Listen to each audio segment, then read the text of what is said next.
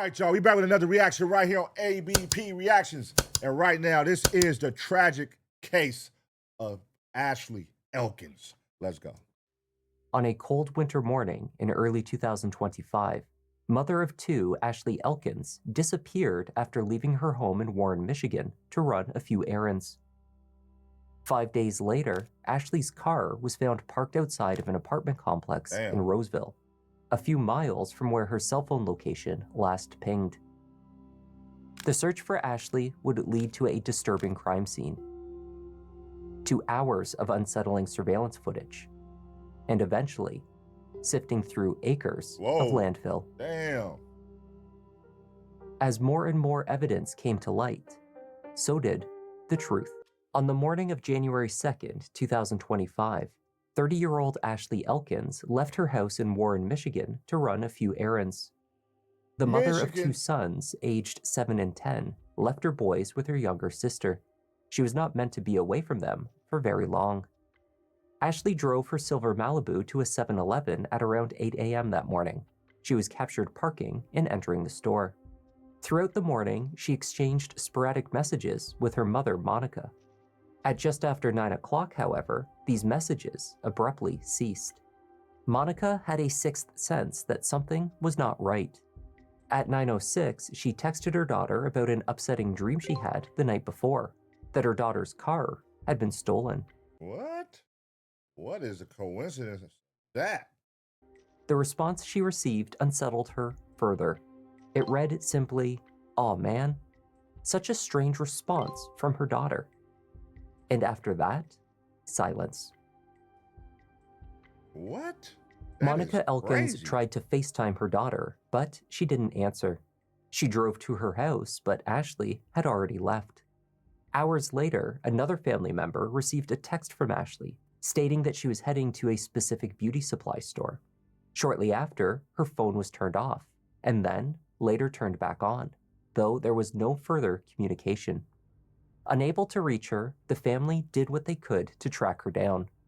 Ashley's sister, Alexis, tracked Ashley's phone using the Find My iPhone app, which showed her last known location was at an apartment in the 2900 block of Pinehurst Street in Roseville, Michigan. The address was a familiar one. It was the home of Ashley's ex-boyfriend, 32-year-old DeAndre Booker. Oh, my God. Ex-boyfriend. Why are you over the ex-boyfriend house? And why is my daughter now missing and her last known location is your house, nigga? Oh, my God. Members of Ashley's family, including her mother, sister, and the father of her two boys, went out to the apartment to look around.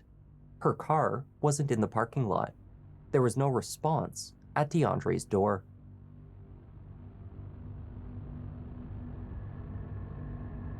Monica spoke with police that evening. She could only speculate as to why Ashley would be at DeAndre's apartment that morning. They had broken up months earlier, and to her knowledge, they were no longer involved. I'm telling you, it's not like why would she go over there today? I feel like because she has some financial problems, and he's just a person like help out. And the Elkins had reason to suspect DeAndre Booker had something to do with Ashley's disappearance. They had, at one time, accepted him as family. Ashley and DeAndre were together for approximately a year, during which time he met her relatives. They bonded over the holidays. A year? Man, you crashing out over some pussy over a year? A year, bruh? I thought they was gonna say he was together like 10 years or something. A year, my nigga? Ain't no way. And he regularly helped out with her boys. Though after their breakup the previous September, Ashley had consciously distanced herself from her ex. When he called, she did not answer. In the weeks before she went missing, Ashley told some family members that she believed DeAndre may have been following her. As soon as Ashley went missing, her family grew concerned that he may have abducted her.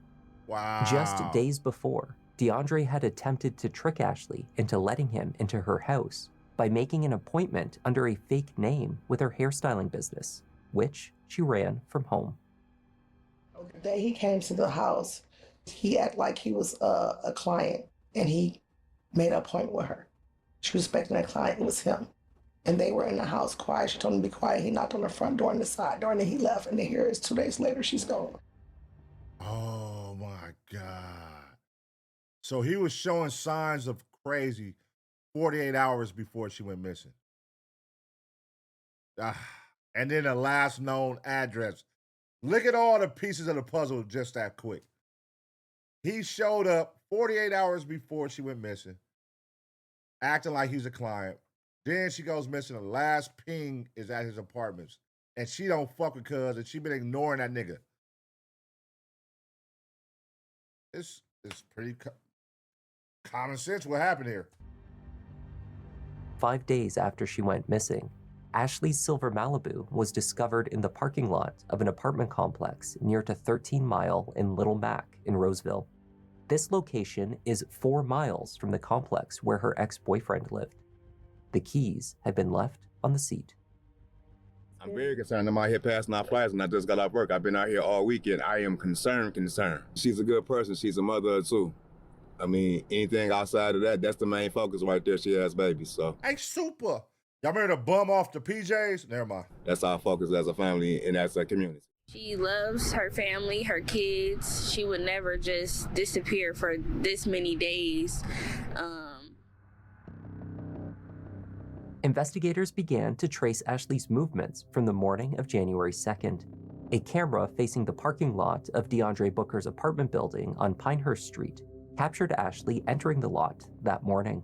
She is shown wearing the same clothing she was wearing earlier at the 7-Eleven, an orange shirt, black jacket, and dark jeans. Wait, so she went to his house? A few hours later, at just after noon, 2 figures were captured moving towards Ashley's vehicle. The male, in dark jeans, a black coat, and hat, appeared to be DeAndre Booker. The woman, investigators assumed, must be Ashley. Except she was wearing different clothing. The angle of the camera did not allow for an accurate identification. The couple got into the car. After a pause and brief exchange, the woman got into the driver's side. Why did he walk to the back of the trunk to look at the trunk? What? Oh my gosh. So there's a woman in on it. There's a woman in on it, and it could be a homegirl or a sister. Interesting.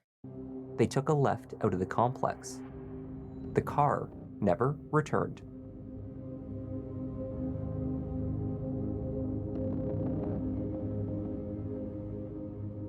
Two days after Ashley went missing. Wait, how did he get her to come to the house? What did the text message? Because he wasn't with her in the car. She voluntarily went to his house. So there's no text thread showing why she went to his house, or if this is a nigga you're not fucking with, was you going over there on some creep shit like the, you know what I mean? You didn't want everybody to know that y'all back fucking? Like, what made you go over there? DeAndre placed a call to Roseville police, telling them that he suspected his apartment had been broken into. He had not stayed there the night before, nor did he meet officers at his door when they arrived to investigate. Officers reported that they found the door to the unit unlocked and sitting slightly ajar. For this reason, they let themselves inside. As they made their way through the living room and down the hallway towards the bedrooms and the bathroom, they noted a number of curious and unsettling signs, ones that indicated that the apartment had been the location of a brutal, likely deadly incident. The unit had been very recently cleaned using a significant amount of bleach.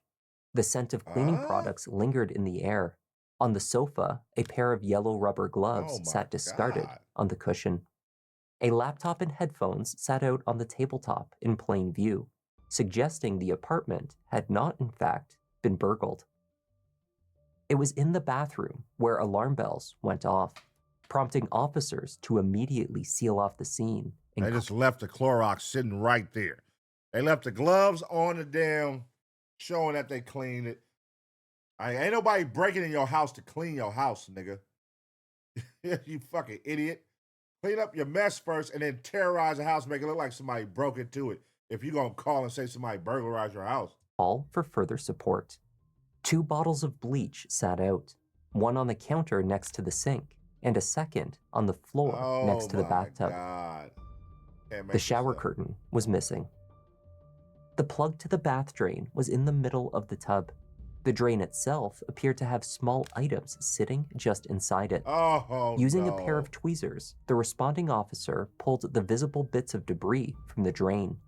What is it? Remnants of a blood-like substance had been caught on a few hairs.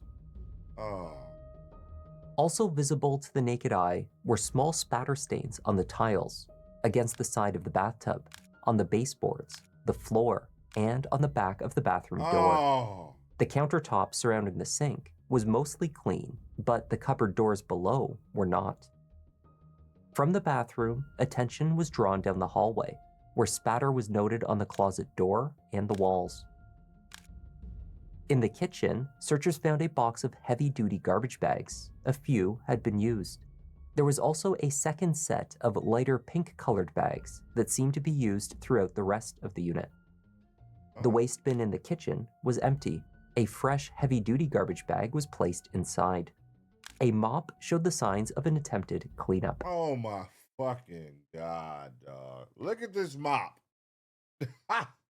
So you gonna clean up all the blood with the mop and leave the mop? And why did you yourself call your house for a burglary and you know you left all this evidence behind?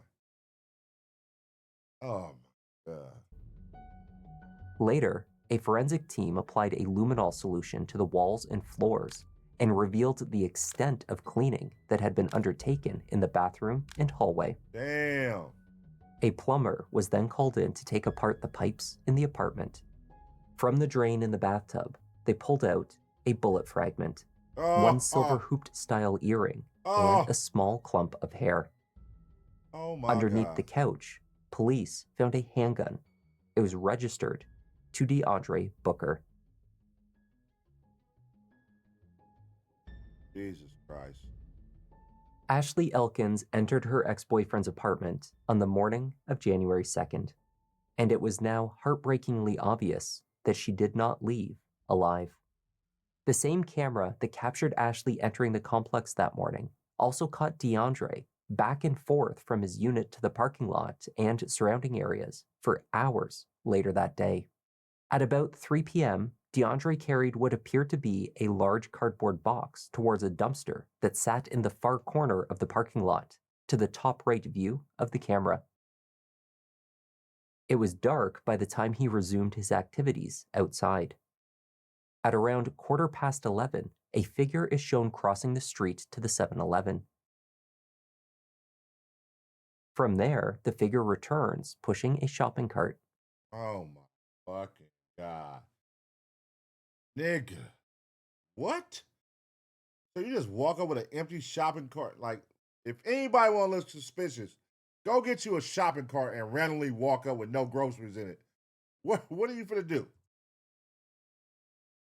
Shortly afterwards, he emerges again, this time carrying a pink bag to the dumpster. Oh, he cut her up in a bathtub. These trips to various garbage dumpsters around the complex continue for hours. At 1 a.m., he carries a larger, heavy-duty black garbage bag to the north parking lot, where another dumpster was used to dispose of another bag. Oh, man. By 4 a.m., a figure that again emerges from his building is captured walking, visible only in silhouette along the tree line that separates Pinehurst Complex from the buildings next to it. Again, the figure carried a large dark bag towards a dumpster, then is shown returning to DeAndre's building, no longer carrying the trash bag. So it sounds like they cut the body up in a bathtub and was walking out the parts like limb by limb, you know what I mean, and separating them in different trash cans and different items. But my question is, if she was dodging this dude and she wasn't fucking with him, what made her then because they said she left at 8 in the morning, what made her then in the morning go to his house? What was the reason? Did anybody know why? Why did you go to his house if everybody's under the impression y'all don't fuck with each other and you don't like him? Footage captured just after 4 a.m. on January 3rd is the most disturbing. DeAndre reemerges with the shopping cart, but it is no longer empty. That's a body right there. DeAndre first walked towards the dumpster on the left side of the parking lot and finds the fence blocking his path. He is seen backtracking with his cart and then pushing it along the walkway to the right of the screen, eventually reaching the dumpster at the far left corner of the camera's vision. His movements at this point are almost entirely concealed by the darkness. However, analysis of shadows revealed DeAndre attempting to lift a heavy object from the cart into the dumpster. He fails at first and must collect the object from the ground, and with some effort, he is able to lift it in. He then appears to empty more items from the cart into the bin. DeAndre is captured at the dumpster for nearly 5 full minutes. It was just before 5 a.m. He emptied in his own dumpsters at his own apartment unit. He emptied her body part. This nigga, so that means that wasn't no premeditated, plotted out shit, unless you're an idiot. Like, who the fuck kills somebody? Okay, just really think about this. Who kills somebody, cuts them up, drops them in trash units all over your apartment complex, and then says, oh, while the car is there, then goes out and while knowing there's cameras all around your unit, then goes out there, you get a girl to come with you. Hey, I need you to drive. So you had to tell her what happened in order for her, like, where are we going? Okay, look, I got whoop-de-whoop car. I need you to look like her. He should have kept her clothes. Oh, never mind. That's a different story. He should have, listen, why did you do this, brother? You know what I'm saying? Like, it's cameras all over your house. Like, was this a spur of the moment? She was over there. Why did she go over there, cuz? That's the question we need to answer to. Why did she go over there? By the time police uncovered the surveillance footage from around the apartment complex, the garbage collection had already taken place. The items that DeAndre had so painstakingly disposed of in the dead of the night were gone. There were, however, traces left behind. Police seized the dumpsters and began analyzing the contents. Forensic teams found traces of blood in the bottom of the container. Damn. These samples returned a match to Ashley Elkins. The same was true when testing was completed on the samples taken from inside of DeAndre's apartment. Ashley's DNA was an overwhelming percentage match to these samples, taken from the bathroom, the hallway, and elsewhere inside the unit. We met with Chief Berlin and we met with multiple deputy chiefs, and they gave us an update on what was found yesterday. What they indicated was there was substantial evidence collected at the home of the ex-boyfriend. They also indicated that based upon that evidence, that Ashley was murdered. They don't have her body at this time. They do have good leads on where her body is. They have a strong suspicion of where she may be. Damn. The boys, 10, Cut 7 up. years old, Yes. won't have a mom anymore. No, they won't.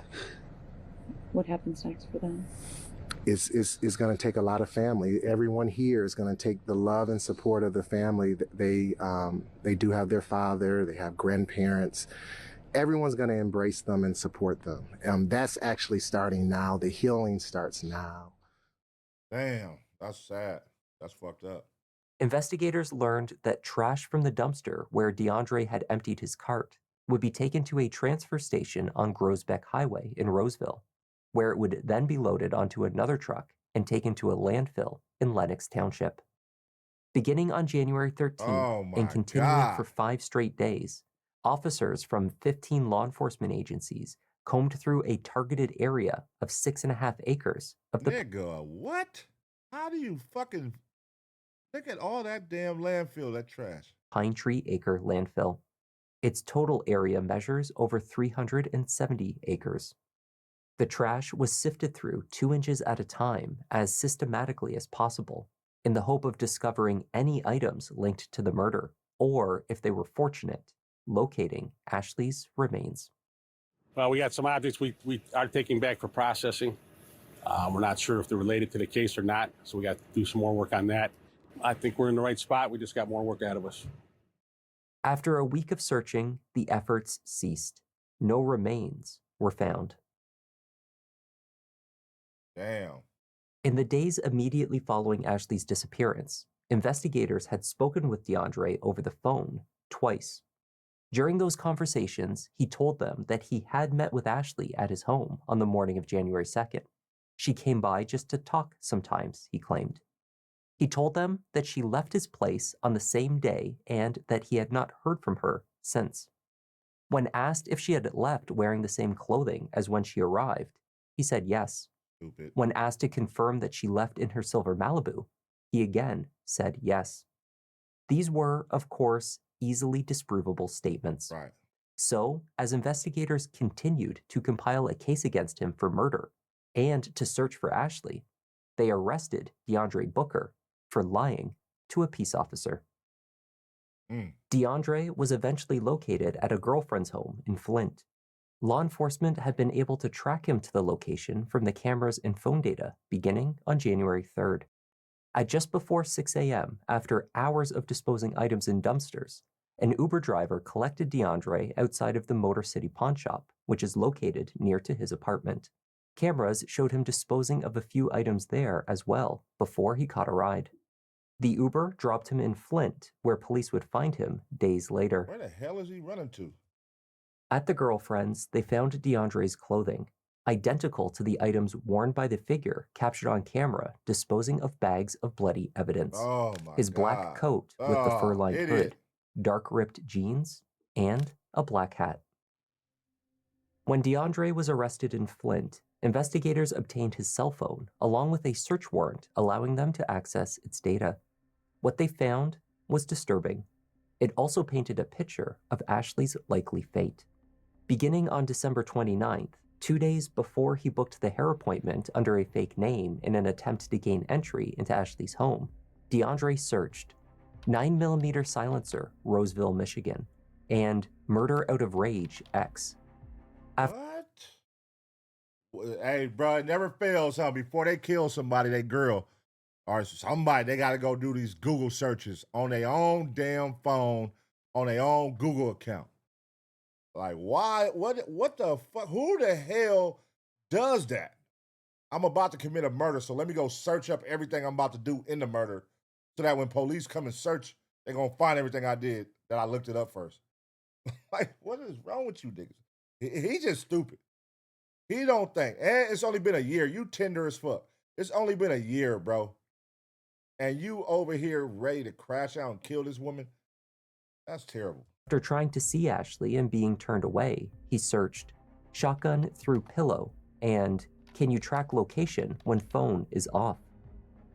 As well as the disturbing and revealing question, what happens to trash after it's picked up? Oh my God. There were also indications that DeAndre was plotting ways to escape justice. In the days after the murder, while at the house in Flint, he searched what to do on the run, how to beat a polygraph, and finally, delete Google history. Oh my God. As DeAndre Booker was arraigned on his initial charges, the search for Ashley continued. He was held on a $250,000 bond. And do you believe, based on evidence that you have or more that you'll look at, that you will find Ashley? I'm hopeful. I'm optimistic. I'd like to go ahead and tell you yes, but it's only if somebody or evidence points to where that happens. Somebody may cooperate in the investigation. Sometimes it takes a little bit, but I'm hopeful. Can you repeat what was said this morning in regard to the suspect being in a vehicle with a female, I believe, and then came back alone? So did he have help? Can you talk about the relevance of why that was introduced today? We believe he acted alone. There was a video portion of a second female. It was investigated thoroughly. She was not involved. She was unwitting. Huh? So she didn't know what was going on? Since his Damn. arraignment, DeAndre Booker's appearances in court have been characterized by unpredictable and unhinged behavior. At his pretrial hearing in August 2025, DeAndre at first refused to sit while in court, even as Ashley's mother took the stand. Mr. Booker, I was told earlier that you did not want to sit. You can sit if you wish, but if you don't want, you can stand.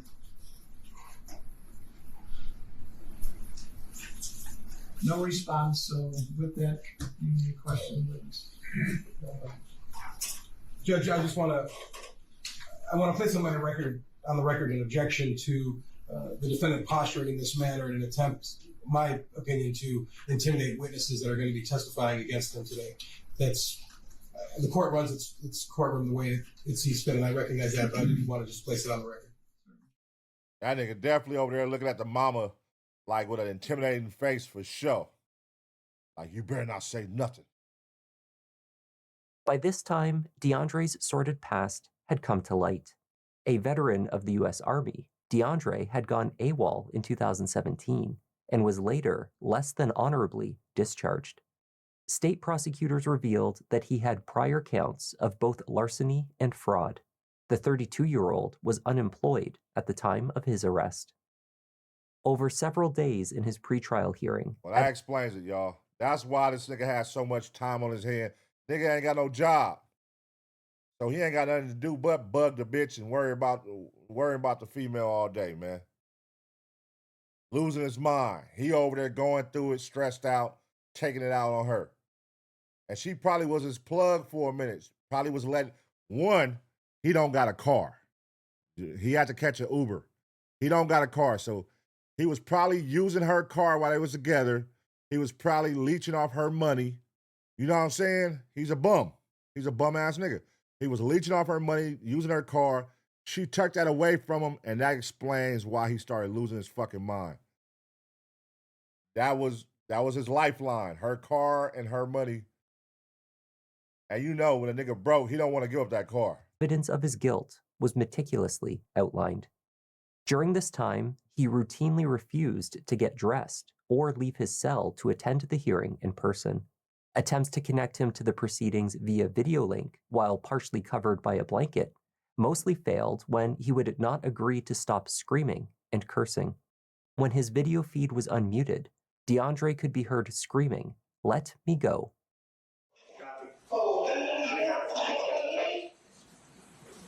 DeAndre Booker, can you hear the court?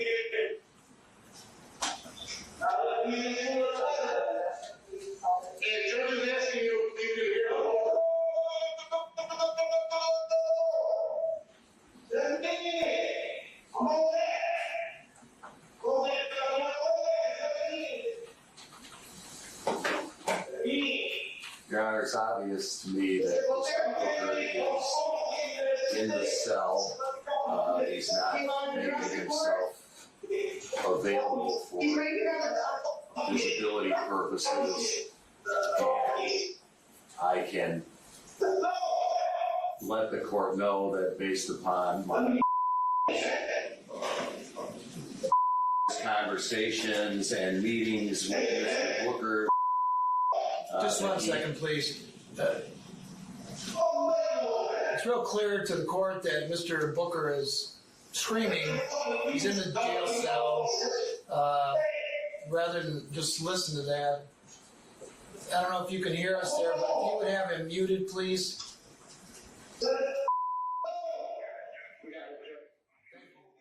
State prosecutors outlined their case through testimony by responding officers, detectives, and lab technicians. They also revealed one missing piece of the puzzle: the identity of the mystery woman who drove Ashley's Malibu from the complex on the day she disappeared. It was speculated that she might have been an accomplice. The truth is, watch it be like his neighbor or something, that this woman was a family member who testified she had been manipulated. Oh. Payne Barksdale is the adopted daughter of DeAndre Booker's sister. Though less than a decade separated them by age, Payne had grown up adoring the man she viewed as her uncle. He had been a supportive figure in her young life. Damn, what's crazy is she kind of looked like her. So he like, oh, he used her. That's fucked up. She kind of looked like the girl that died. After gradually losing touch over the years, the two had only recently reconnected. On the morning of January 2nd, DeAndre asked his niece to do him a favor. Could she come by in the early afternoon and move his friend's car? He called me and he said that he needed his friend's vehicle to be removed from his apartment complex because he didn't want to get in trouble. Now, his apartment complex, had you ever been there before? No, that was my first time. Wow, he's a piece of shit. He is a piece of shit. So you gonna put your niece, this girl look up to you as an uncle, you gonna put your niece in a murder plot and make her drive this car, not know, oh, you a cold nigga. You know the address? No, I do not. Do you know what city it's in? Roseville. So he called you and said he needed help with moving a car, is that what you're saying? Yes. It was a coworker, it was a male coworker. He said that he had went to his house, the car wasn't registered, so it didn't have any plates. He had just bought the vehicle, he didn't have a license, and so with me having a license, he wanted me to drive it to his coworker's house. He said the cops was hot in the area, so me having a license, if I was to get pulled over, I wouldn't be in trouble. Okay. So that was. So at some point on January 2nd of this year, do you go to the defendant's apartment? Yes, he requested Uber. Who requested it? DeAndre requested Uber from me, from my apartment to go to his apartment. Payne followed DeAndre's directions to the location of an apartment complex he claimed was home to his friend. Oh, so he just left her car at her house. Oh, he cold. He gonna leave the car there. And they left the car there. He told her his friend wanted the keys left on the seat. Before ordering an Uber to drive them back, he carried a bag from the car to a nearby dumpster and disposed of it. Oh my God. The final stop DeAndre asked Payne to make was to a nearby beauty supply store. Cameras captured the Uber in the far right edge of its frame, driving into the store parking lot. Payne exited the car and entered the store, while DeAndre waited in the vehicle. He asked her to pick up a couple of items. Investigators suspect that this is when Ashley's cell phone was powered back on, in an attempt to register her location at the store and not at DeAndre Booker's apartment. And then he asked me, if you turn a phone off, will anyone still see your location? I said, whatever location the phone was at before the phone was turned off, then yes. And then he asked if him and I could share locations. So when he asked you this was after you were at County Beauty with the defendant, correct? He cold. Dang, he cold. He used her in the coldest way. He a cold nigga, man. The preliminary hearing in August 2025 unveiled an impressive 200 pieces of evidence. Considering the volume of information presented, Judge Bodeker agreed with the defense's request to extend a ruling until the full court transcripts, along with every piece of evidence, can be thoroughly reviewed. This process is expected to take several months. They for sure finna give this nigga life. This nigga is a piece of shit, bro. He is just, this is bottom of the barrel right here. At that time, further arguments are likely to be presented before a decision is made about whether DeAndre Booker will continue to trial. For Ashley Elkins' family, the investigation had provided many answers, though of course not complete closure. The question remains, what could possibly have caused the rage towards Ashley that DeAndre referenced in his searches days before she disappeared? What motive could he have had to take his ex-girlfriend from her children? Can you describe their relationship? Have you been around them when they were? Yeah, he was around my whole family. When I say I thought he was the one who was going to marry her. Wow. Snap. He was good to our kids. He played ball with them. He took me to their haircuts. He was there. He was always at my house. I cooked. He was part of the family. So I'm just really shook. What caused the breakup? Did he get caught cheating? Did she get caught cheating? Why did they break up? And I could see the snapping. Like he probably felt like I'm over here taking care of your kids. I'm helping you with your kids. I'm doing this. He felt a lot of entitlement, and he didn't want to let that go. He trying to make up for lost time. Like, bitch, you ain't finna just leave me. Bitch, I gave up everything for you. You know how niggas be. I gave up everything for you. I'm over here playing daddy to these kids. Your daddy ain't in their life. They daddy ain't in their life. It was like resentment, embarrassment in his own mind. He's embarrassed. Like, I don't know. That's some weird shit. He would do something like this. But we accepted him. We accepted you in our family. Mm-hmm. You met her grandmother, you met her aunt, you met all her father's side of the family. You were good to those boys. Damn. You know, you didn't think that how it would affect those boys, the ones you got their haircut, the ones you kept sometimes when she had to run errands, the ones you played ball with, the ones you took to the park. You didn't care about them. That's A crazy. GoFundMe page has been launched to raise money intended for a trust to financially support Ashley's 2 young sons. They remain in the care of their father and other family members. A link to the page can be found in the description below. As of the publication of this documentary, Ashley Elkins has not been found. Still not found. Golly. Sad situation, man. Sad situation. I could definitely see them giving that guy life, man. Prayers up to the family. Condolences. You know what I mean? Prayers up to them young children right there. Them boys, man, lost their mother at a young age, 7 and 10 years old, over somebody being tender, over their mama not wanting to fuck with them no more or cutting them off. Was it worth it, man? Like a year. They said you was with her for a year. The family loved you in that matter of time. They said you was doing a good job. Seemed like everything was going great. Sad situation, man. Damn. And you can't predict shit like this, y'all. Like the mother said, I couldn't even tell. Like I would have had no clue that he wanted to do something like this to her. Sometimes you can't tell, man, and they keep things in between themselves.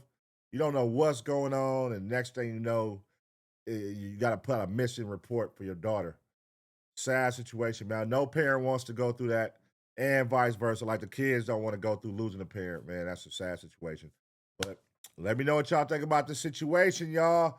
How should you move in a situation where you have a crazy ex that's doing wild things and popping up on you and pulling up on your job and acting like different people and booking reservations and appointments to come to your job? What should you do when that happens to you?